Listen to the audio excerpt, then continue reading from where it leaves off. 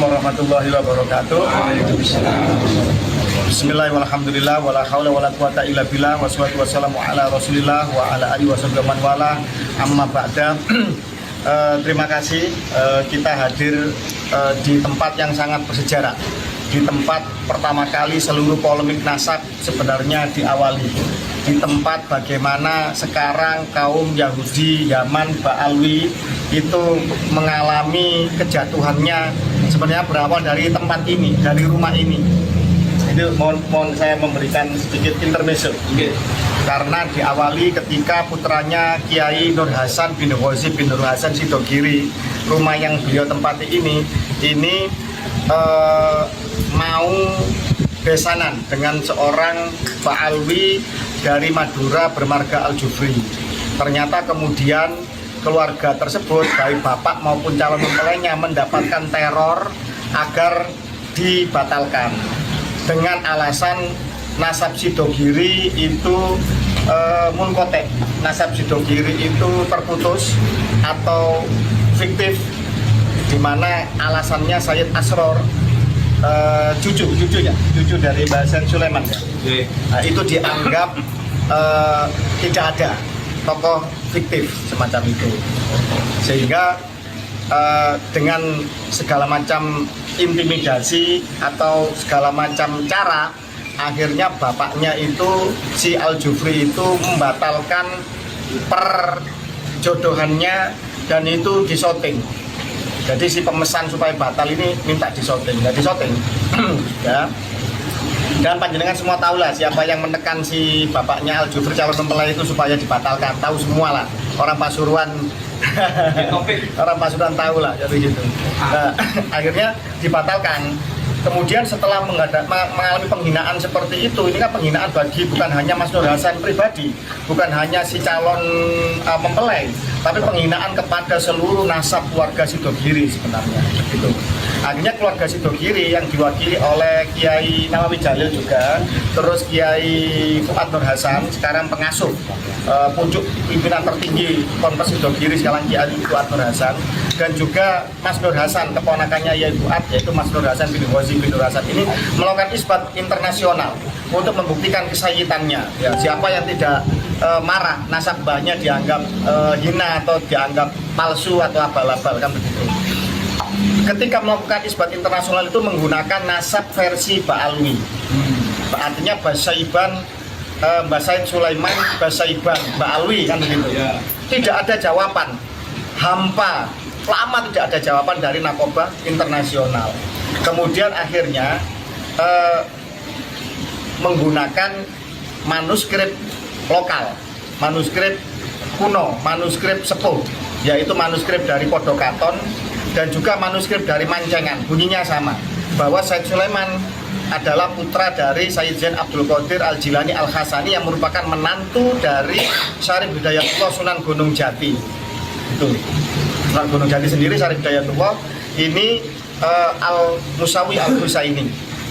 Jadi Sunan Gunung Jati, Syarif Hidayatullah itu Sunan Gunung Jati kedua, yang ketiganya adalah Sayyid Zain Abdul Qadir ini yang menjadi menantunya itu. Begitu.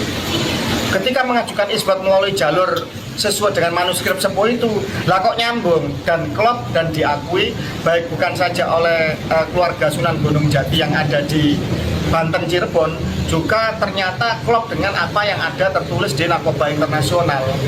Akhirnya nasab Sidogiri sekarang telah sohe, telah diakui sebagai bagian dari keluarga besar Sadatul Ashraf Internasional.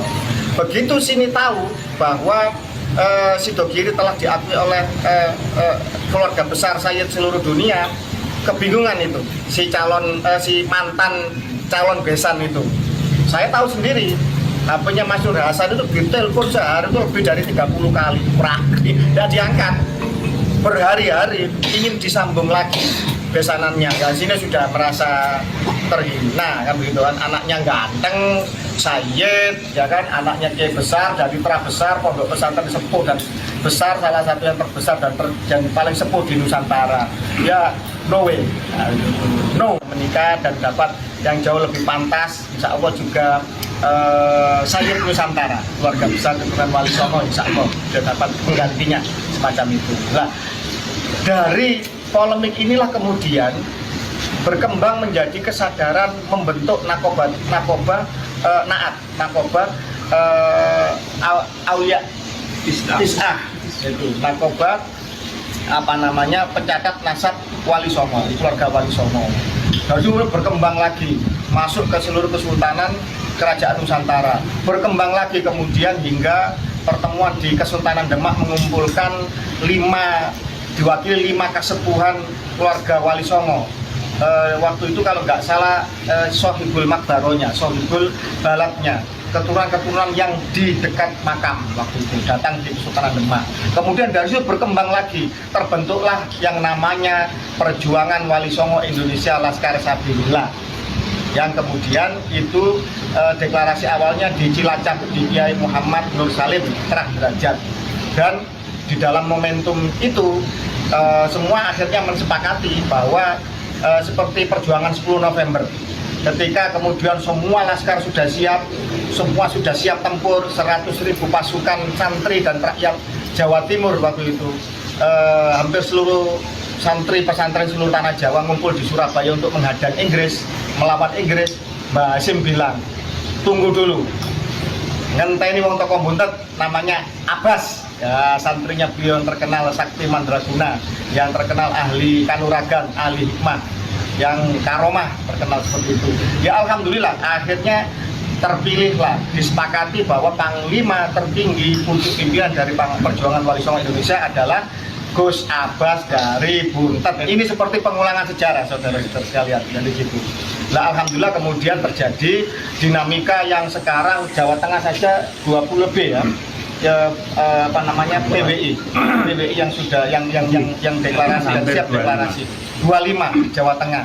Insya Allah Jawa Timur sudah terbentuk semua kepengurusan, tinggal deklarasinya di 38 kota kabupaten di Jawa Timur. Alhamdulillah salah satunya adalah Pasuruan yang terpilih Gus Fadoli. Ini terah kuat. Beliau adalah keturunan dari Terah Niti Adiningrat, adalah Adipati Pasuruan yang pertama yang mewariskan Masjid Jamek dan Masjid Turba di Kebonagung yang sekarang menjadi Masjid Asgaf. Nah, ini tanggung jawab terahnya seluruh Niti Adiningrat. Dan juga beliau masih keturunan dari Mbah Ghazali yang juga dari Mbah Said Sulaiman.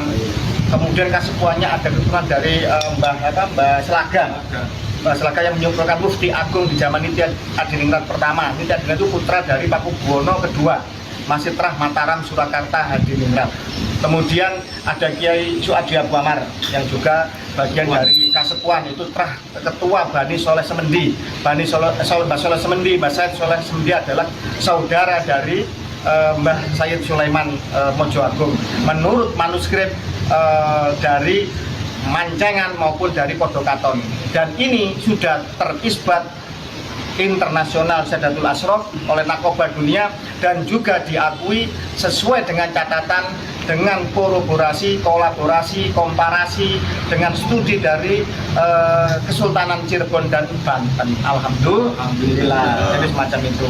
Tetapi dalam perjalanan ini yang namanya organisasi itu kan ada tumbuh, berkembang, jaya, sempurna, kan begitu kan? Ini baru tumbuh, namanya bibit organisasi baru tumbuh. Dan kalau kemudian ada kekurangan, ada masih kurang lebih dari hal-hal yang bersifat pertumbuhan itu mesti ada gangguan-gangguan. Nah, itu biasa. Nah, tetapi